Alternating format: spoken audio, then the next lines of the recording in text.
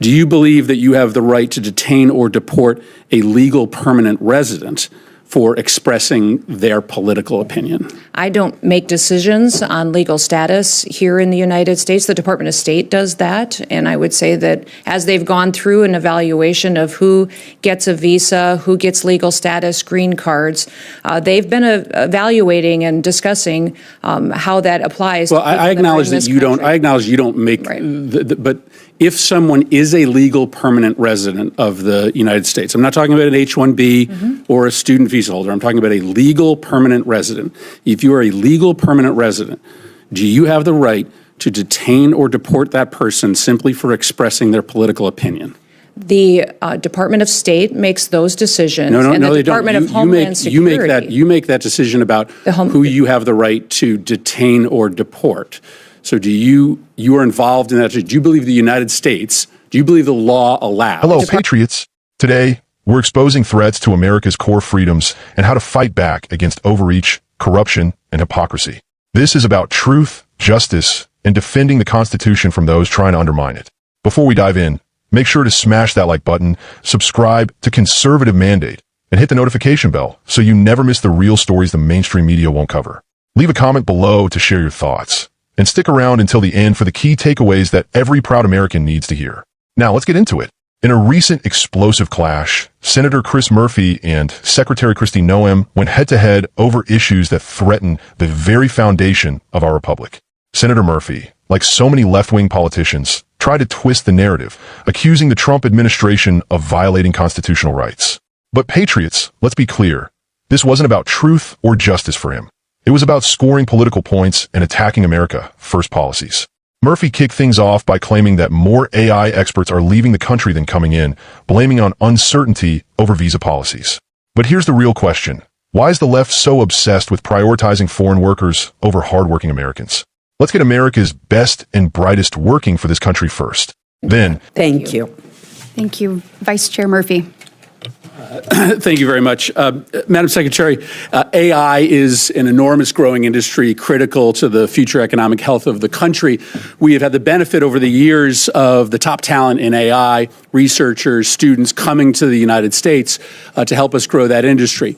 But for the first time in the last 15 years, there are more top talented individuals and workers in AI leaving the country than coming here. And the reason is pretty simple. People who are coming here to work from overseas through the visa program are very uncertain about what their rights are. And that is because of the actions this administration has taken. So I think it's important to get on the record for those individuals who are here currently and those thinking of coming to the United States to work or to study to understand what their rights are. So let me ask you a series of pretty simple questions.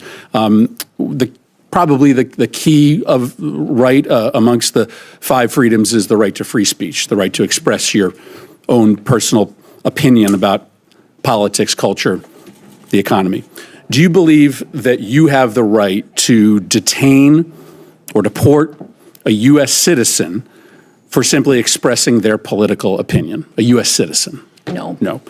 Do you believe that you have the right to detain or deport a legal permanent resident for expressing their political opinion? I don't make decisions on legal status here in the United States. The Department of State does that. And I would say that as they've gone through an evaluation of who gets a visa, who gets legal status, green cards, they've been evaluating and discussing how that applies. Well, I acknowledge that you don't. I acknowledge you don't make. Right. But if someone is a legal permanent resident of the United States, I'm not talking about an H-1B or a student visa holder. I'm talking about a legal permanent resident. If you are a legal permanent resident, do you have the right to detain or deport that person simply for expressing their political opinion?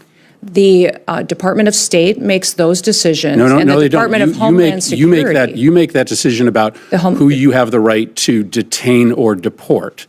So you are involved in that? Do you believe the United States, do you believe the law allows? The Department of Homeland Security under the Trump administration is enforcing the law, following the constitutional rights of folks who are here as citizens, those who are here legally, and those who are here illegally. So a legal permanent resident is by definition orders. here legally. Do you believe, I mean, I think this is really troubling if you can't answer this simple question. Do you believe that the U.S. government can detain and deport a legal permanent resident for expressing a political opinion that the administration disagrees with? The determination you're asking for is based on things that you are determining that the Secretary of State has considered and evaluated. We don't evaluate that, the administration, along with a partnership with the Department of State, on what is political speech and what's an affiliation with a foreign terrorist organization. Do you believe? That's the difference between the two that you're asking. That you can detain and deport a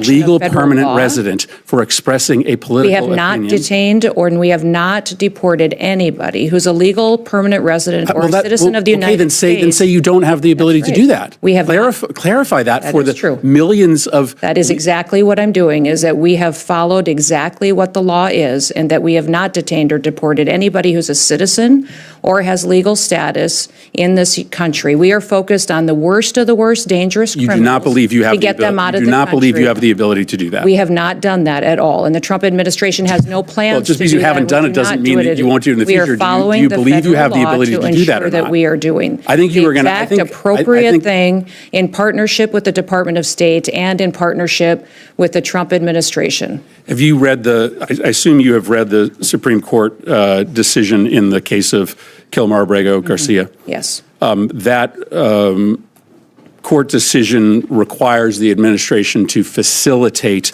Kilmar Abrego Garcia's release from El Salvador.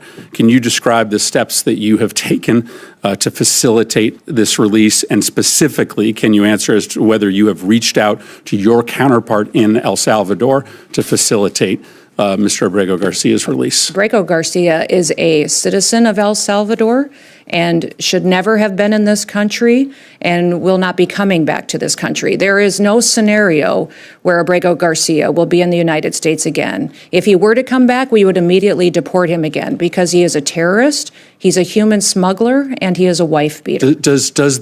You've read the Supreme Court decision. Does the Supreme Court decision not require you to facilitate the return of Mr. Abrego Garcia? The Trump administration is complying with all court orders and judges' orders. Does the Supreme Court order require you to facilitate the return of Mr. Abrego Garcia? Is a citizen of El Salvador. It is up to the president of the El Salvador to make the decision. You're a defendant on in the if he case. is coming back. It's been a big topic of conversation between all of us, between the country. When the president visited the United States of America, it was discussed and talked about there. The president has been very clear on this issue, as the Secretary of State and I have as well. Abrego Garcia is not a citizen of this country and is a dangerous individual who does not belong here. I will not ask another question, Madam Chair. If we were back in this country, we would immediately But the discussion ends when the Supreme Court rules 9-0 that you have to facilitate his release. And the fact that you can't even acknowledge the wording of the order, which commands you to facilitate his release, and you advertise to this committee that you are going to willfully ignore the ruling, and that is incredibly chilling for the balance of powers in a democracy that relies on the executive branch to honor decisions made by the highest court of the land. Then, he launched into a series of gotcha questions. Try to corner Noem on whether the administration can deport legal residents for expressing political opinions. Secretary Noem, cool as ever, reminded him that this administration is focused on protecting the safety of American citizens by targeting the worst of the worst, violent criminals, terrorists, and smugglers. That's leadership. But Murphy wasn't satisfied. He kept pressing, claiming the administration might use its authority to silence dissenting voices. Patriots, this is the same tired old narrative. We've heard it before. The left creates imaginary threats to distract from the real issues, like open borders, skyrocketing crime, and crumbling American values. And then came the bombshell, the Supreme Court case involving Kilmar Abrego Garcia. This man is a citizen of El Salvador, a violent criminal, a smuggler, and a wife beater. Yet Murphy demanded to know why the Trump administration hasn't facilitated his return to the U.S. Are you kidding me? This man doesn't belong in our country. Secretary Noem stood firm, declaring that Garcia is a danger to our nation and will never be allowed back. But Murphy? He accused Noem of ignoring the Supreme Court and undermining democracy. Let me tell you, patriots, this is the left's playbook. They weaponize the courts to push their agenda, and when conservatives fight back, they cry foul. Well, guess what? We're not backing down. This isn't just about one court case or one debate. This is about the left trying to rewrite the rules, undermine law and order, and chip away at the freedoms we hold dear. We have to stand together and say, not on our watch. So here's what you need to do. Share this video, spread the word, and let everyone know that Conservative Mandate is here to defend the truth. Comment below and tell us what you think about this clash between Noem and Murphy. And most importantly, stay vigilant. This is our country, and we're going to fight for it. Remember, patriots' freedom isn't free. It's time to stand up, speak out, and fight back. God bless you, and God bless America.